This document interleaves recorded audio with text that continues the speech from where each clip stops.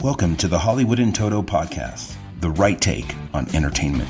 The HiT cast offers a weekly look at Hollywood from a conservative point of view. Sick of media bias infecting Hollywood headlines? Tired of stars insulting your views? HiT has your back. Now, here's your host, Christian Toto.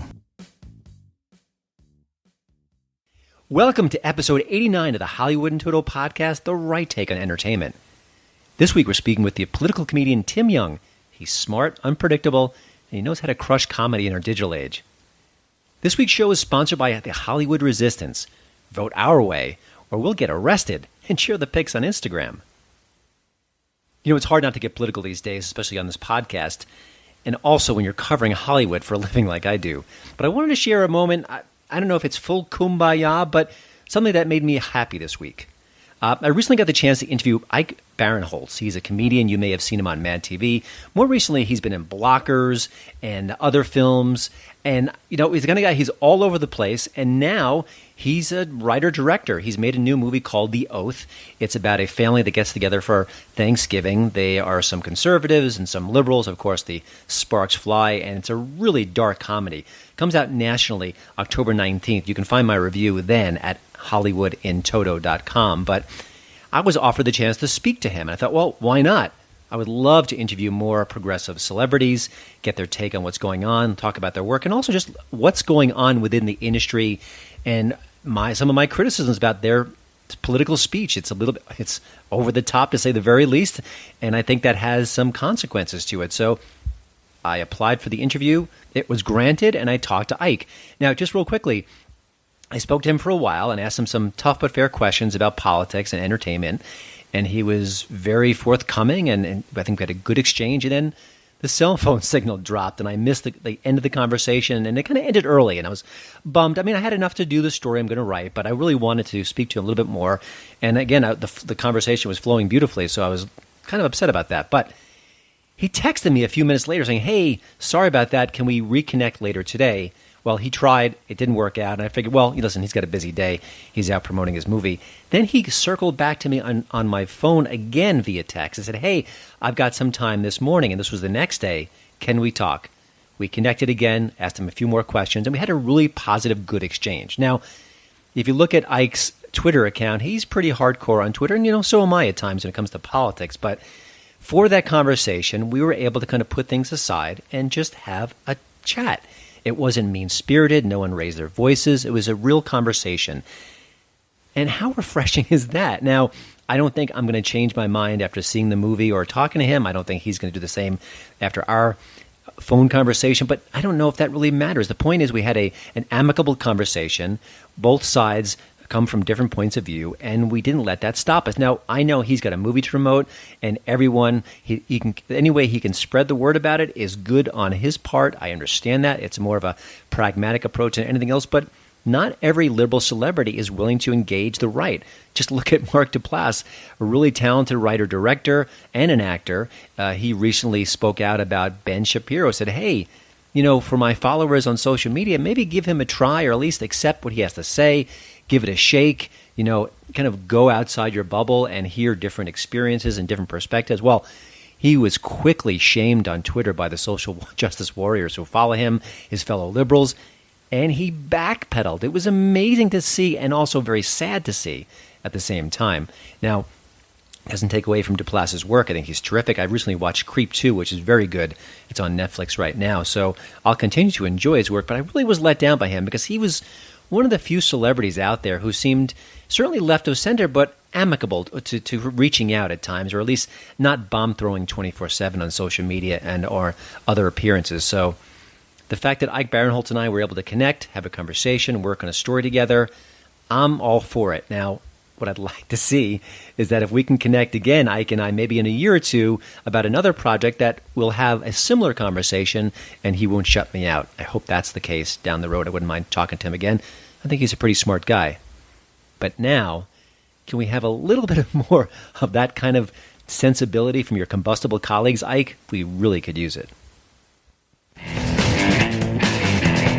You're listening to the Hollywood in Toto podcast, the right take on entertainment. Here's the hit tweet of the week.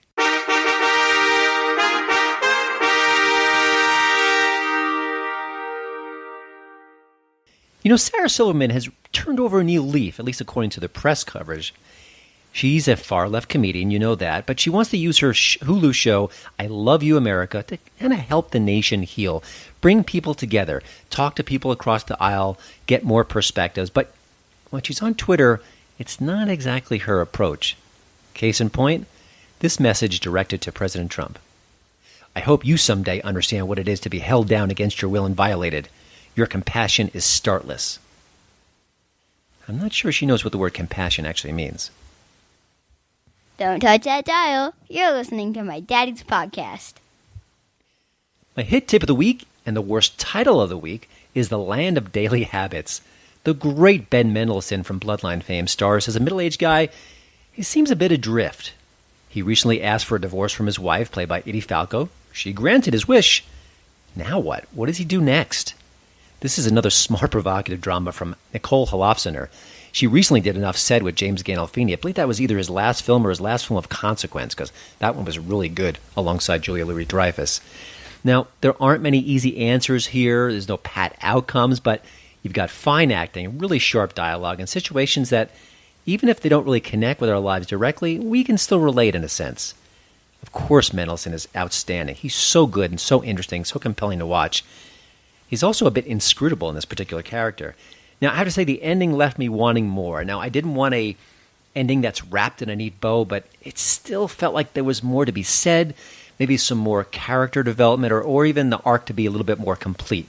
So if you're going to go watch it, just know that going in, there's going to be a lot of unanswered questions, or the sense of closure just isn't there. But otherwise, this is a really smart indie. And of course, this is part of the Netflix machine. You can only find this one on Netflix streaming. It's an original to the channel and another good addition.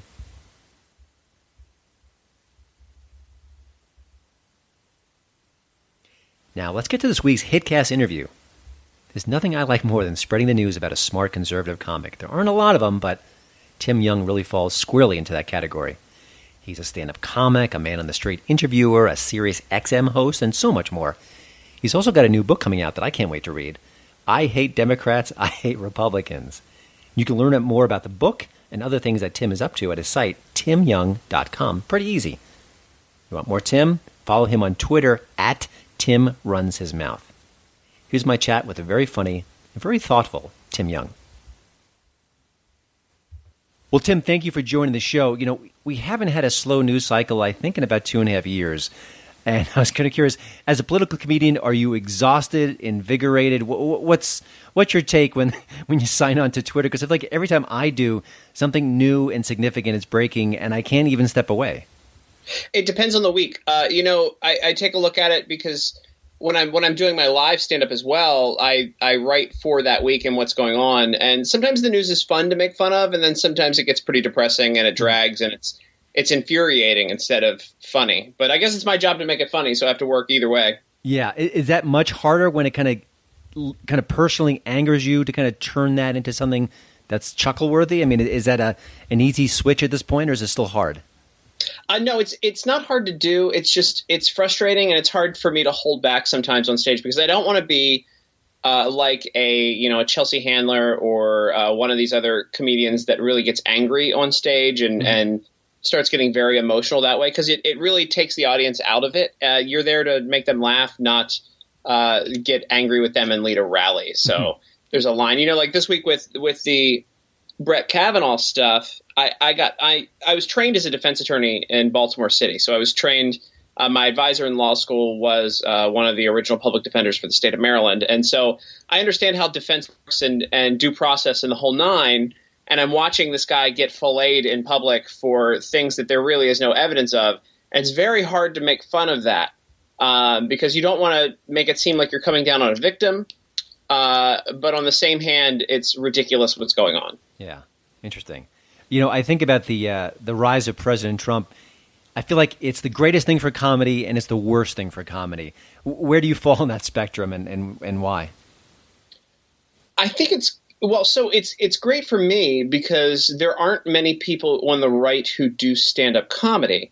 And I mean, I've ended up now with a contract with Sirius, and I've got a book deal with Post Hill, and it's going to be distributed through Simon & Schuster. And so, it's been a great run for me with everything that he's done. He's made people, I think more, even though it seems like he doesn't think a lot when he talks. And I know that's one of the criticisms is he just kind of says what he's, there's no filter. But it's really helped out everybody, I think, in the way that we communicate. It's kind of been super positive and then super negative because everybody's fighting at the same time. But we're saying what we think, and that's always great for comedy. Most political comedians lean to the left. I think we've seen that in the last few years. What's been your experience as someone who doesn't lean that way? Does it get you more gigs? Do you get the stink eye from your colleagues? Do certain entertainment venues that would be open to you close up? Any sort of anecdotes about? And I know it's just one person, but what's it been like for you? Because you're swimming against the tide here, and there aren't that many people like you. Well, I pick my spots more than other people. So, and by that I mean I stopped doing comedy clubs years ago. Unless it's me being as a headliner, because when I did comedy clubs years ago, number one, I did news to begin with. So they would bill me as a feature when I was coming up, and I'd be a feature for. I remember in particular, there's this very talented little person who did basically I'm a midget jokes for 90 minutes, and that audience isn't showing up to see somebody do critical commentary on the news and laugh about the news. So. They just, I had to resort to, physical humor instead. Mm-hmm. So it was kind of an interesting, I'm like, oh, this probably is not the best audience. So I started doing conferences in colleges and the whole nine instead. So interacting with other comedians, it's very interesting. The more that you get exposed and the more that you are outward about what you believe in politically and perform and become successful with it, you get an awful lot of hate from folks. It's either they love it secretly or they hate it, but nothing in between. Mm-hmm. So I've got a lot of friends on the left who are like, this is awesome. You're the guy. You should have a show and a TV show and whatnot. And we're talking with people now about that. But then there's a lot of people on the flip side of it that are like, well, all you do is talk about the news. It's not a big deal. Anybody can do that and blah, blah, blah, blah, blah. And so it's kind of a mix. But like I said, it's sort of the way politics are today too, now where people hide that they're conservative, but when you talk to them privately, they're like, oh yeah, this is great. This is awesome what you're doing. So that's amazing. And I've found that across the spectrum. I've got friends who are podcasters, writers, comedians, actors, specifically actors who it's almost like a secret. They have to kind of almost like you need a secret handshake or a code, a password. The rain comes at night mainly, and then all of a sudden okay, you're good. Given the work that you do, you're on Sirius, you're on podcasts, you do some stand up, you're on Man in the Street interviews. Is there kind of a sweet spot for you, like one particular forum that you really love, or is it all over the map at this point? So. I was just shown some ratings the other day for a TV show that I do here locally, and it's a late night TV show that I don't host. I go on as a guest, and when I'm on, we beat all late night television, which is crazy in the market. Yeah, and that's in the DC market. The ratings are, I believe, in the sweet spot of ratings, which is your 18 to 40. They are double the next closest late night television host. And I mean, that speaks to the host and the production team and everybody over there. But I'm starting to realize that my sweet spot is TV. Mm-hmm. I went through some intensive coaching with some great producers over at Sirius to become better at radio. And it's a completely different medium. People don't see you, so you have to work a different way. And so I think I'll eventually catch up on that side. But it's my TV presentation that I think is my forte. Interesting. And do you think part of that, not just dismissing your skill, obviously, but is it that there's just not a lot of people like you out there? So, heck, if there's someone like you on TV, let's start watching. Well, yes and no, because for me, it's not conservative comedian or Republican comedian first. It's comedian first, and I want to be funny first. And I slip in the policy in between the stuff that I'm doing and the dumb stuff I'm doing. 2 weeks ago, I did a segment where I refused to put down this. I said I needed to be classier, and I refused to put down a teacup and saucer the entire interview, and it became a focal point. And it was the host, who was a really good friend of mine, were yelling back and forth at each other, and I was like, I don't have to wear a suit to be classier than you. On the last show that I did with these guys, and by the way, the show's great. If you're in the DC area, you should watch Final Five with Jim Loke. But I made a margarita. I always wanted to do a cooking segment, so I made this massive margarita on air out of nowhere. Just literally just started doing it on set, and they love that stuff. And the viewers are responding very positively to me goofing around on TV, but on the same hand, being very informed and sneaking in information while I'm being a weirdo on television. It's like kind of Gallagher meets George Will. So that's, yeah, but I think you're kind of discovering you have an instinct for it, which is important too. So, well, I've been in comedy for like 12 years now. So yeah, it's crazy. You've had I was reading some of your Twitter comments, and you kind of hinted at that there might be some issues with people who follow you, who are not seeing you. Are you having any sort of concerns there? And what are your broader thoughts on, it feels like it's a conspiracy, and I hate conspiracies, but when enough anecdotes pile together, I get a little suspicious. What's your take on Twitter right now? So my audience has grown, except for when they said that they were eliminating bots. I worked really hard to make sure that I had no fake followers, and I used a couple of programs to actually weed through fake followers and dump them, because it does me no good to have fake numbers behind me. But I believe it was mid-July, Twitter said they did a big purge, and I lost 37,000 followers. And I look at that, and I'm like, there's just no way. There's literally just no way. And I actually think July was my biggest month as far as metrics went on Twitter as well. But I think we reached 20 million people that month. But it's interesting because so I worked in digital marketing for a while, and I can see where shadow banning and things like that don't exist. And I can see where it can possibly exist, because I get messages. I get at least a dozen messages a week that say, I don't see your stuff. I need to come to your page to see it. And I'm like, okay, well, just set alerts or whatever. And that's what I threw that tweet out the other day, because it was curious to me that I got a lot of messages that week.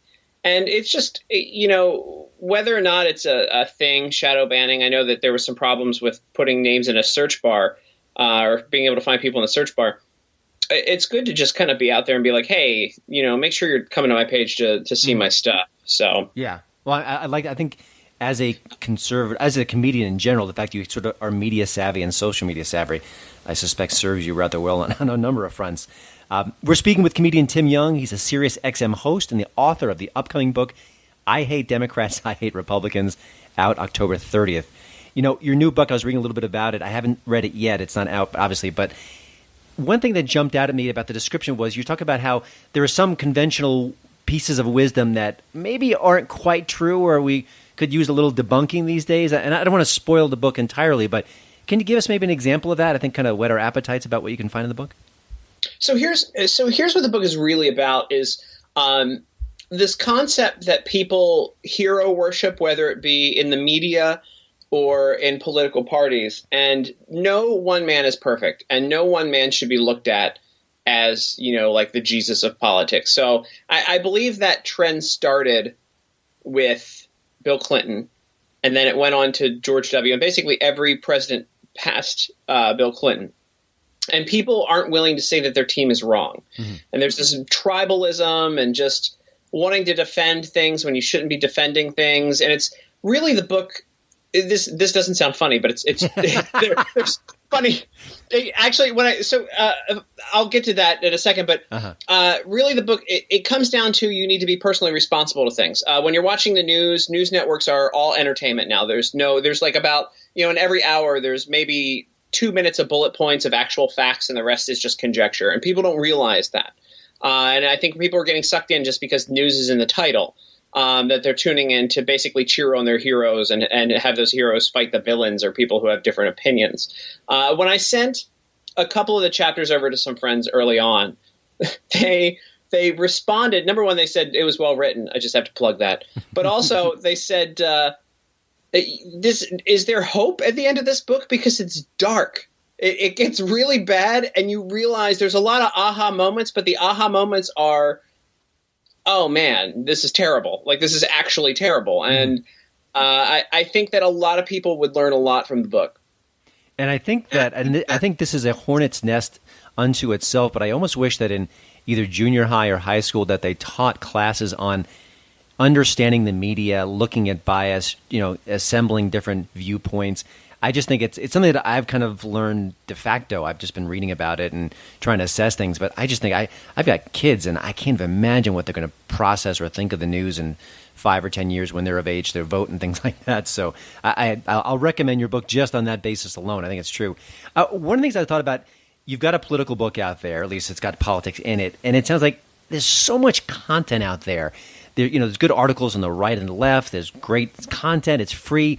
Does that make it brutal for you to kind of sit down at your computer and laptop and say, I'm going to bang on a political book and I'm going to make it different? Like, what's that process like? Is it intimidating, or is it kind of maybe kind of refreshing in a way that you're onto something unique?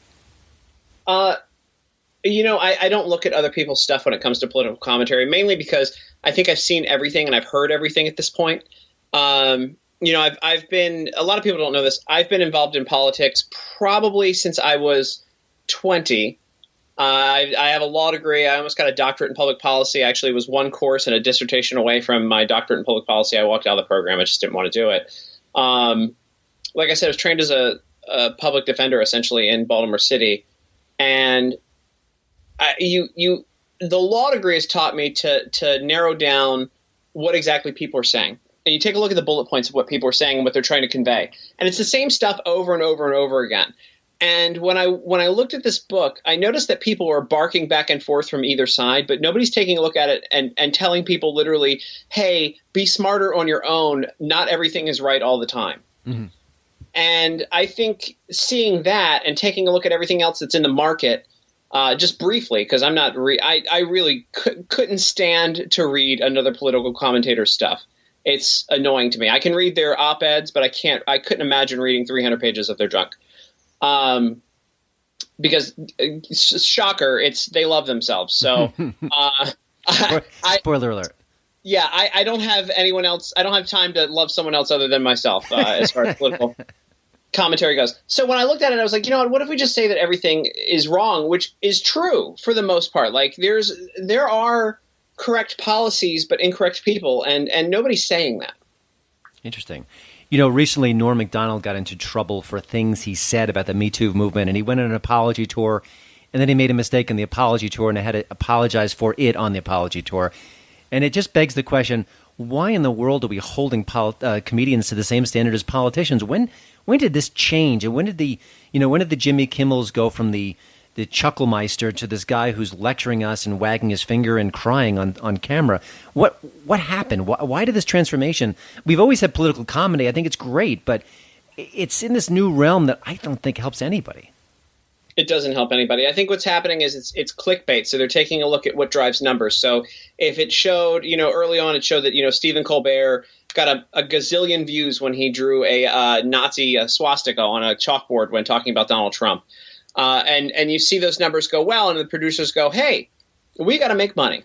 So that worked. Let's stick with it. You want to be political? Let's be political. And that's literally what's driving the writing, I believe, is just taking a look at numbers like that. But the Norm Macdonald thing was ridiculous because for some reason, and maybe it was a little bit off the way he said it, but what he said was exactly what we learned in law school and what common sense dictates. It's that people deserve due process, and you shouldn't be filleting men in public just based off of accusations with no basis behind them. Like if there's no corroborating evidence with things, you can't ruin someone's life. It sounds very simple, but unfortunately it isn't. I was reading an interview with you, and you talked about how conservatives sometimes have a hard time either being funny or opening themselves up to using humor as part of their presentation. Oh, yeah. Is that changing a bit? Because the interview I read from you, it might have been last year, and I feel like in recent months there's been some maybe minor progress. Maybe a Senator Rubio says something that's kind of quirky and funny, or Senator Ted Cruz might do something, or even people like Ben Shapiro, who we turn to for political commentary.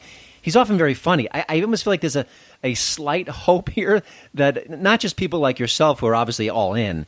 Do you see any sort of momentum changing here, or are we still stuck in the facts, figures, and talking points and white papers? I think there has been a little bit of movement, but not enough to make any kind of. I don't think it's chartable movement. You take a look at somebody like Orrin Hatch, who's on his way out.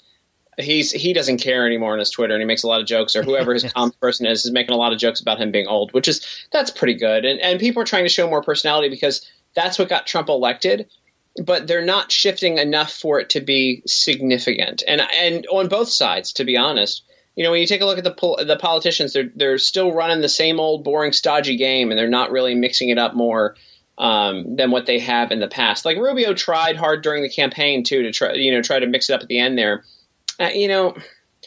Will they change eventually? Maybe not this generation, maybe the next generation that comes in. Mm-hmm. And I think Rubio's counter punches felt inauthentic at the time. I think he was trying to reach to Trump's level, and it's not his game, and it is Trump's game. So I think it kind of fell flat there. It was kind of. There's this whole movement afoot where you're not supposed to laugh at comedy. A lot of the late night shows, it's not even attempting to be humorous. It's just like kind of mean. Is that short-lived? Can we look to 2020 and say, remember when we had comedy where it didn't make us laugh? I mean, what do you see sort of on the horizon for the work that the kind of, I guess, the landscape of comedy? I don't care what other people do. If they want to not be funny, that's fine. If they want to go political, that's fine. I think we continue to go down the PC police route for a couple of years here, and then it lightens up again. Really, when I take a look at what's going on, and not to equate it, I don't know why this hits me, but when you talk about how far things are going, I think like the Me Too movement, especially with the Kavanaugh stuff going on, is taking a real hit because at some point people just absolutely get fed up and they fight back, and it hurts victims, like in the Me Too movement, because you say, I don't believe you. You just outright say, I don't believe you anymore because this is ridiculous. And I think the same thing is going to happen with the PC police on comedy, where it's like, instead of saying, I don't believe you, I think people just turn around and go F yourself, or something, something very abrupt in the alternate. And I think people are getting sick of this higher moral code that we're supposed to live to, but not your own moral code, just some, mob rule. And I don't think that works well when the pendulum swings back the other way. Yeah, and just a quick, I'll do a plug from my side. I wrote a story about Sean Penn, how he basically said the same thing that Norm Macdonald said, and the apology tour never kicked off. So if you're going to get on your high horse about things, at least be consistent. We're not seeing that. Before we let you go, a couple quick questions.